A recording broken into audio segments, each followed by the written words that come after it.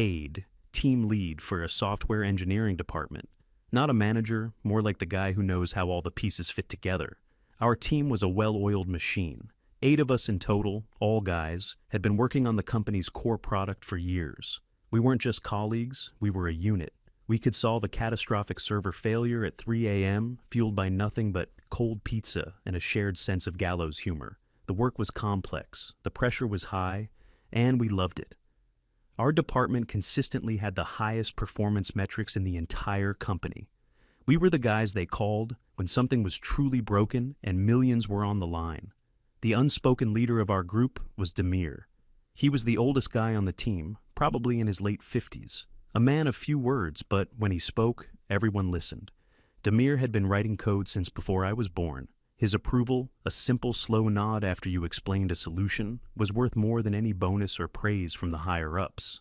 We had a rhythm, a system based on merit and mutual respect. Life was good, predictable, productive. Then the email landed in our inboxes, a corporate announcement about a strategic leadership reorganization. Our old boss, a decent guy who mostly left us alone because he knew we delivered, was being promoted to a position where he couldn't do any real work. His replacement was someone from outside the company. Her name was Louisa. The email was full of corporate buzzwords about her visionary leadership and her background in fostering inclusive and dynamic workplace cultures. A few of the guys chuckled. We'd seen these types before.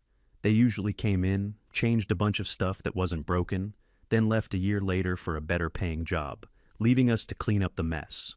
We figured we'd just keep our heads down, keep delivering results, and wait her out.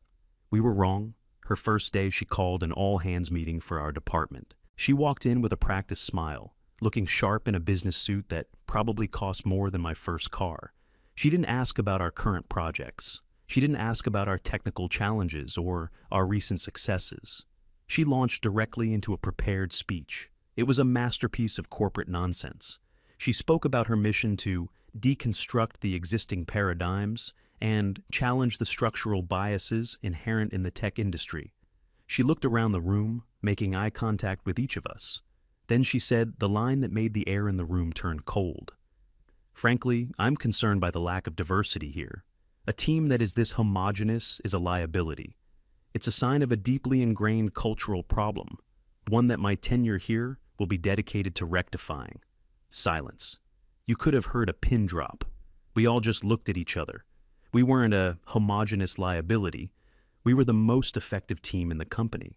I glanced over at Damir. He was just sitting there, completely still, his face an unreadable mask. But I could see the slight tightening around his eyes. The meeting ended with her telling us to expect a new era of accountability and change. The next few weeks were a slow crawl into madness. First came the mandatory workshops. We were all forced to attend multi-hour sessions on toxic masculinity in the workplace. A consultant, a woman who had never written a line of code in her life, explained to us how our problem-solving approach was adversarial, and our direct communication style was a form of microaggression. She told Damir, a man with 4 decades of experience, that his tendency to quietly analyze a problem before speaking was an example of weaponized silence. We had to sit there and nod as she explained that our entire professional dynamic, the very thing that made us so successful, was fundamentally toxic. Louisa sat at the back of the room during these sessions, smiling and nodding, as if we were all being enlightened. After the workshops, she started meddling with our process. Our daily stand-up meetings, which used to be a quick 10-minute sync-up on technical blockers, were transformed into 45-minute emotional check-ins. We had to talk about our feelings regarding the project. Any attempt to steer the conversation back to technical specifics was met with a gentle reprimand from Louisa about privileging technical discourse over human-centric collaboration. Our productivity, for the first time in years, started to dip. I tried to talk to her about it. As team lead, it was my job. I brought charts, performance data, project timelines. I showed her, in black and white, how the new processes were creating bottlenecks and causing delays. She looked at the data, then looked at me with an expression of pity. She explained that I was looking at the wrong metrics. The real success, she said, wasn't shipping a product on time. It was creating a psychologically safe and equitable environment. She suggested that my resistance to her changes was a sign of my own discomfort with relinquishing privilege. It was like talking to a brick wall that called you a bigot for pointing out it was a wall. Then came the announcement of her big initiative, the one she called the Future Leaders Mentorship Program. It sounded noble enough. The reality was something else entirely. Louisa informed us that she had personally hired 3 new junior engineers to join our team. We were in the middle of a critical infrastructure overhaul and desperately needed senior-level help. But we were hopeful. The new hires arrived a week later, 3 young women, all fresh out of school. One of them was Peyton. She seemed nice enough, genuinely eager, but you could tell she was completely overwhelmed. Her resume showed a degree in a field barely related to what we do, and a 3-month coding boot camp. She was being thrown into one of the most complex software environments imaginable. It was a recipe for disaster. Then, Louisa dropped the other shoe. In another team meeting, she announced the structure of the mentorship program. It wasn't optional. Every single man on the team was being assigned a mentee. Our primary job function was no longer engineering. It was training. Furthermore, our performance reviews, our bonuses, our very job security would now be tied directly to the progress of our assigned mentee. She said it was our responsibility to lift up the next generation of women in tech and actively work to dismantle the boys' club that she believed our team to be. The guys were stunned. We weren't teachers. We were builders, fixers, problem solvers. We were now being told that our decades of collective experience were valuable only in so far as we could transfer them to a handful of unqualified new hires. I was assigned to mentor Peyton. The first few weeks were excruciating. I would spend 8 hours a day trying to explain fundamental concepts that were prerequisites for even being considered for a job on our team. While I was drawing diagrams of basic database architecture for Peyton, critical alerts were pinging on my monitor from the systems I was supposed to be managing. I'd have to tell her to wait, quickly patch a production server that was about to go down, then return to explaining what a SQL join was. It was untenable. The whole team was going through the same thing. One of our best network engineers spent a whole week trying to teach his mentee how to properly configure a firewall, a task he could have done himself in 20 minutes. Demir was paired with a young woman who, according to him, argued that his coding style was patriarchal because it was too rigid. He didn't argue. He just sat there, looking at his screen, the life slowly draining from his eyes. Our team's velocity ground to a halt. We went from deploying major features weekly to barely being able to fix minor bugs. Client satisfaction plummeted. We started getting angry emails from other departments, asking why systems were suddenly so unstable. Cade had to spend most of his time in meetings, trying to explain the delays without throwing Louisa under the bus, which was becoming increasingly difficult. Louisa, meanwhile, was treating the program as a landmark success. She was sending out company-wide emails celebrating the vibrant new energy in our department. She took pictures of us working with our mentees and featured them in the corporate newsletter under the headline, "This is what change looks like." She was completely insulated from the reality of the situation. In her mind, the chaos and failure were just the necessary side effects of progress. The atmosphere on the team had changed completely. The easy camaraderie was gone, replaced by a shared, quiet frustration.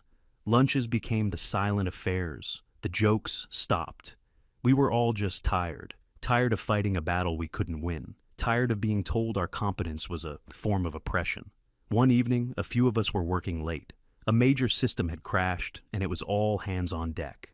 The mentees had all gone home hours ago, of course.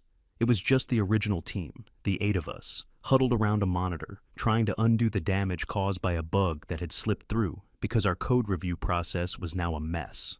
We finally fixed it around midnight. We were exhausted sitting in the dark office, the only light coming from the server rack LEDs. One of the younger guys, a brilliant engineer named Mark, just put his head in his hands. He said, "I don't know how much longer I can do this. I feel like I'm not even an engineer anymore. I'm a full-time tutor for someone who doesn't want to learn, and I'm being punished for it." Nobody said anything for a long time. Then Demir, who had been silent the whole night, spoke. "A good tool in the wrong hands is just a piece of metal," he said, looking at the server rack. That was it. That's all he said. But we all understood what he meant. We were the tool, and we were in the wrong hands. The situation came to a head a few months after the program started. We had a huge company-defining product launch scheduled.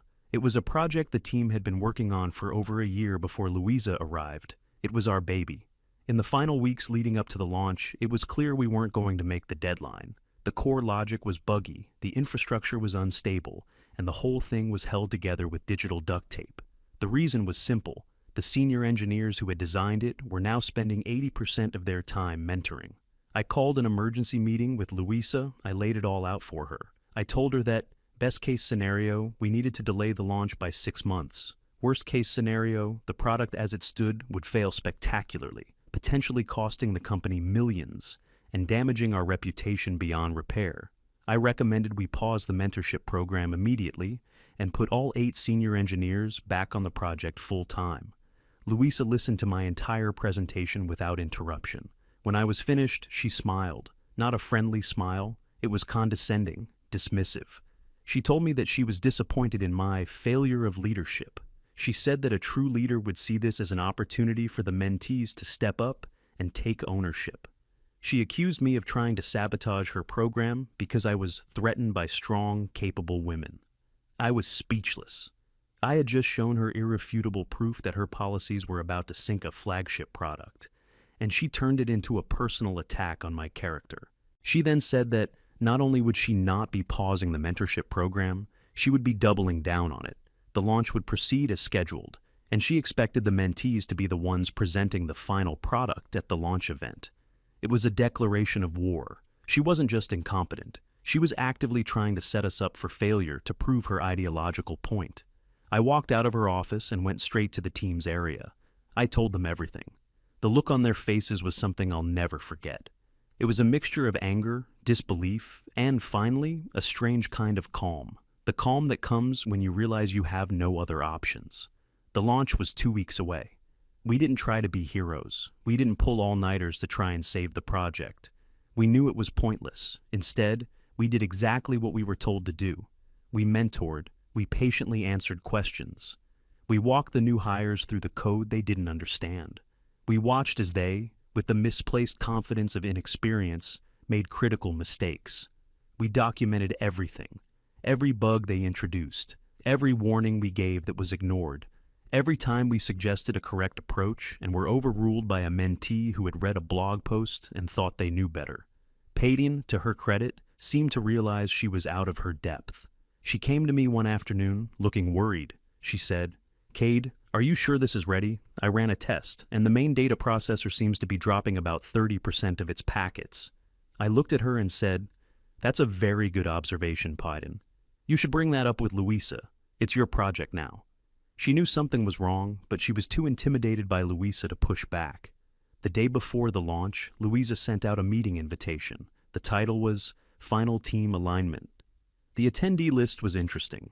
It was just the 8 original male engineers. None of the mentees were invited, not even Payton.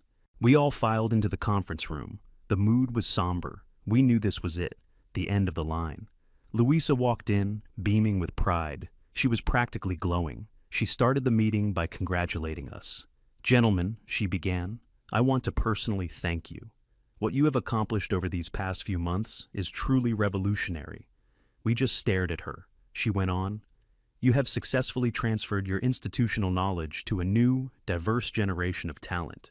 You have proven that men can be powerful allies in the fight for workplace equity." She paused for dramatic effect, letting her words hang in the air. "Your mentees are ready. They are the future of this department, and now we have reached the final, most important phase of this transition." She looked at each of us, her smile unwavering. "To truly complete this cultural reset and make space for the new talent you've so wonderfully cultivated, I need you to take one last step. I need you to demonstrate the ultimate act of allyship. I expect all of your letters of resignation on my desk by the end of the month." There was a profound, ringing silence in the room. It wasn't an empty silence. It was heavy. We were 8 men who had spent years communicating in grunts, nods, and technical shorthand. And in that moment, we were having the most articulate conversation of our lives without saying a single word. I looked at the guy across from me, another senior engineer. His eyes were wide, not with fear, but with a kind of stunned clarity. Louisa's smile was still plastered on her face, but it was starting to look strained. She had expected applause, or at least a solemn, respectful acceptance of her decree. She was getting nothing, just the dead, flat sound of a ventilation fan. The air was thick with unspoken contempt. She had just asked us to spend months of our lives training our own replacements, only to commit professional suicide for the sake of her ideology. She didn't see us as people, as engineers who had dedicated our careers to this company. She saw us as a statistic, a problem to be solved, an obstacle to be removed. The first to move was Demir. He didn't sigh, he didn't make a sound. He simply blinked once, slowly, as if waking from a long dream. Then, with a deliberation that felt ancient and powerful, he reached into his shirt pocket and pulled out his company ID badge. It was attached to a worn lanyard, the plastic scuffed from years of use. He didn't throw it. He didn't drop it. He leaned forward and placed it gently in the exact center of the polished conference table. The small clatter of the plastic hitting the wood echoed in the silent room like a gunshot. He looked directly at Louisa. His face was calm, impassive. He held her gaze for a solid 3 seconds. In his eyes, there was no anger. There was something far worse. Complete and total indifference. He had already written her off. Then he pushed his chair back, stood up, and walked out of the room without a backward glance. The spell was broken. The second engineer, a quiet guy who handled our database architecture, followed suit. He took off his badge, placed it next to Damir's, and walked out. Then the third, and the fourth. It became a silent, solemn procession. Each man stood up, placed his badge on the growing pile on the table, and left the room. No shouting, no arguments, no dramatic speeches. It was a quiet, unified, and absolute rejection of everything she stood for. Louisa's face had gone through a rapid series of transformations. The confident smile had vanished, replaced by a twitching, confused frown. Her eyes darted from one man to the next as they stood and left. A flicker of panic entered her expression, followed by a flash of indignant rage. She finally found her voice when there were only 3 of us left. "What do you think you're doing?" she stammered, her voice an octave higher than usual. "This is incredibly unprofessional. This is insubordination." The 5th man ignored her completely, placed his badge down, and walked out. Now it was just me and one other guy. "You can't just walk out," she screeched, standing up from her chair. "You are part of a critical project. You have a responsibility." The 7th engineer calmly put his badge on the pile. It now looked like a small, sad monument to our careers. He walked out. I was the last one. I stood up. Louisa's eyes were locked on me, wide and desperate. She looked like a general whose entire army had just vanished into thin air. "Cade, don't you do this," she pleaded, her corporate mask completely gone, replaced by raw panic. "You're the team lead. You need to show some leadership. You need to control your men." I looked at the pile of badges on the table. Then I looked at her. I didn't feel angry anymore. I just felt an immense sense of pity. She had no idea what she had just destroyed. She thought leadership was about giving orders and enforcing ideology. She didn't understand that the loyalty our team had was earned, not mandated. It was a bond forged in late-night deployments and shared victories, something her MBA could never teach her. "They're not my men to control," I said, my voice sounding calm and distant to my own ears. "And you're right. I do need to show some leadership." I took off my badge and added it to the pile. Then I turned and walked out of the conference room, closing the door softly behind me. The 7 other guys were waiting in the hallway. No one was talking. We just stood there for a moment, a group of suddenly unemployed engineers. Demir gave a single decisive nod. And just like that, we all walked over to our desks. We didn't make a scene. We didn't pack up personal belongings. We didn't want to give her the satisfaction of a dramatic exit. We simply logged out of our computers, picked up our jackets, and walked towards the exit. The 3 mentees were sitting at their desks, looking utterly bewildered. Payton stood up as I walked past. "Cade, what's going on? Where's everyone going?" she asked, her voice trembling slightly. I looked at her, and for a second, I felt a pang of sympathy. She was just a kid, caught in the middle of a war she didn't even know was being fought. "Louisa has an announcement," I said. "I'm sure she'll explain everything." We walked out of the building, past the security desk, and into the afternoon sun. It felt strange. I had walked out of that building thousands of times, but this time was different. It felt final. We stood in the parking lot for a moment. My phone started buzzing in my pocket. It was a text from one of the guys. Beer? A chorus of phones buzzed. We all ended up at a dive bar a few miles from the office. We sat in a booth, and for the first hour, nobody really talked about what happened. We talked about everything else. Sports, movies, stupid internet videos. It was as if we all needed to decompress, to remember what it was like to be normal people and not pawns in someone's corporate game. Then, the phone started ringing. First mine, it was Louisa. I silenced it and put the phone face down on the table. Then, another guy's phone rang. It was HR. He silenced it.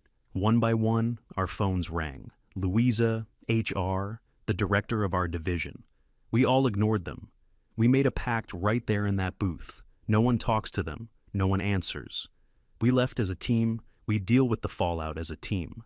Our quiet act of defiance had turned into a full-blown strike. We found out later what was happening back at the office. Louisa, after her initial shock, had apparently gone into full damage control mode. She called an emergency meeting with the 3 mentees and told them that the senior team had been let go due to their inability to adapt to a modern, inclusive workplace. She told them that this was their chance to shine, that the company was now theirs to lead. She probably believed it too. The first sign of trouble came about an hour after we left. A critical automated process that managed data backups failed. It was a finicky system that Demir had built years ago. He was the only one who truly understood its quirks. An alarm started blaring in the server room. The mentees, according to an anonymous email I got from a friend in another department, started to panic. They had no idea what the alarm even meant. Louisa, in her infinite wisdom, told them to just turn it off. It's like telling a fire crew to just unplug the smoke detector. Things escalated from there.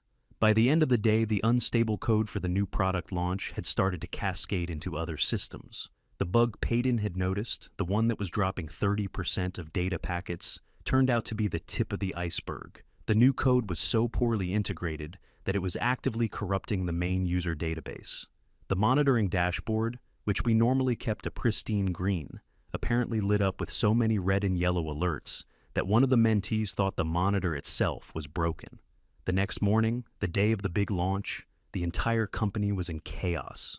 The product wasn't just delayed, the entire platform it was built on was now unstable.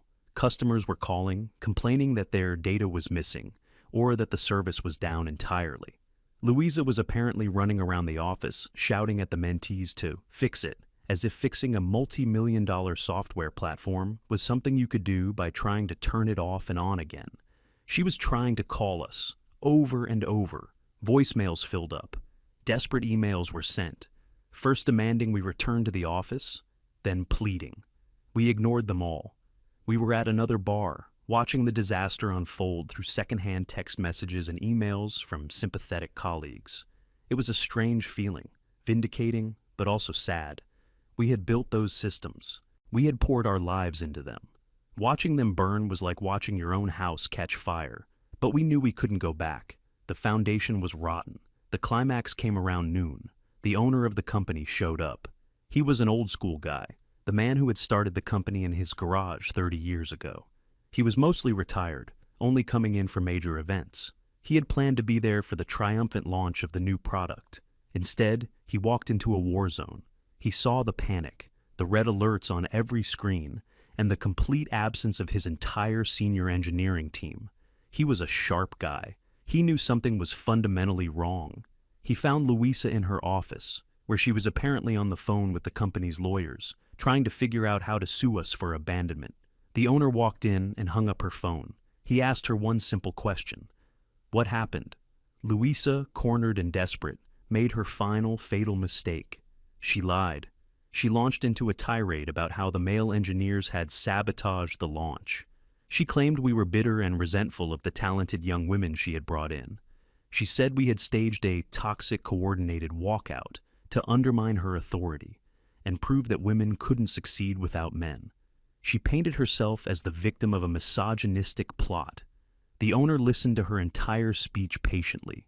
When she was done, he looked at her and said, "So, The 8 most dedicated, highest-performing engineers in this company, some of whom have been here for over 2 decades, all decided to throw away their careers on the same day, right before the biggest product launch in our history, just because they don't like you.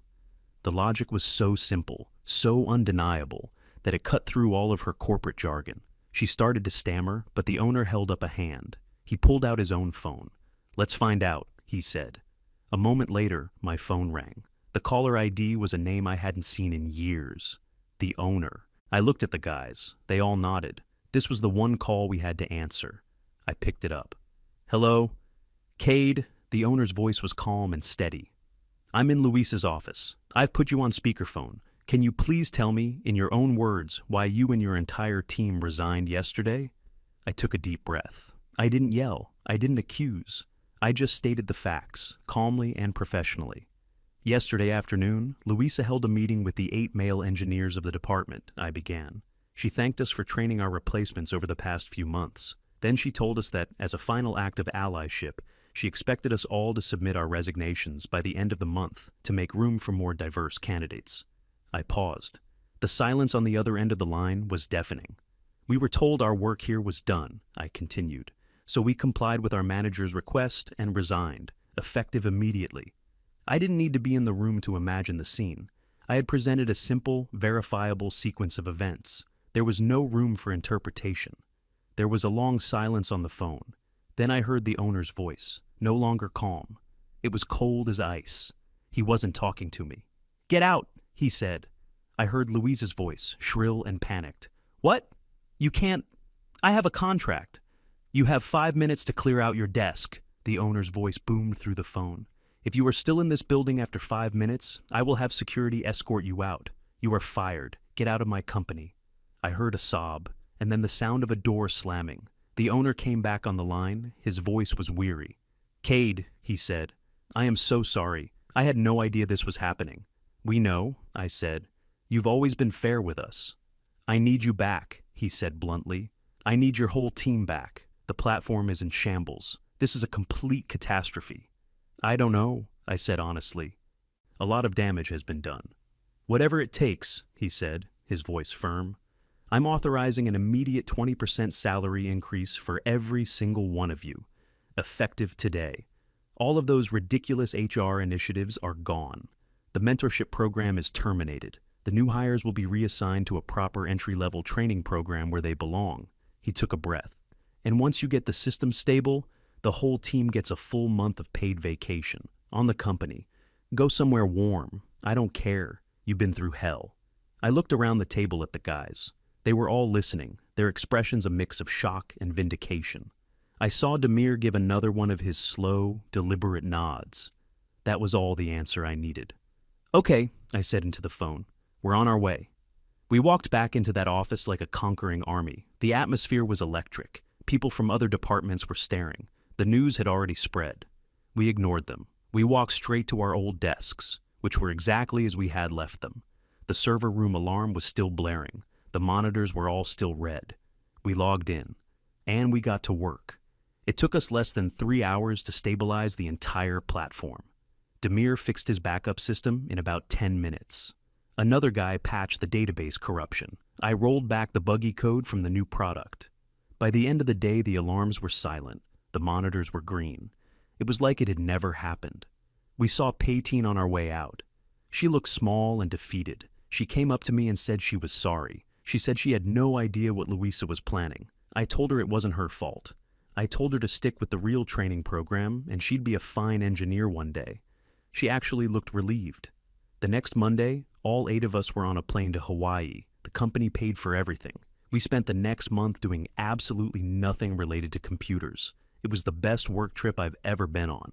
We heard through the grapevine what happened to Luisa. After being fired, she apparently rebranded herself. She's now a successful diversity and inclusion consultant. She hosts webinars and gives keynote speeches about her experience, bravely confronting a toxic patriarchal culture in big tech. Apparently, she uses our story as a case study. I guess in her version, she's the hero. I don't really care. She can have her story, I have mine, and I have my team. And that's all that matters.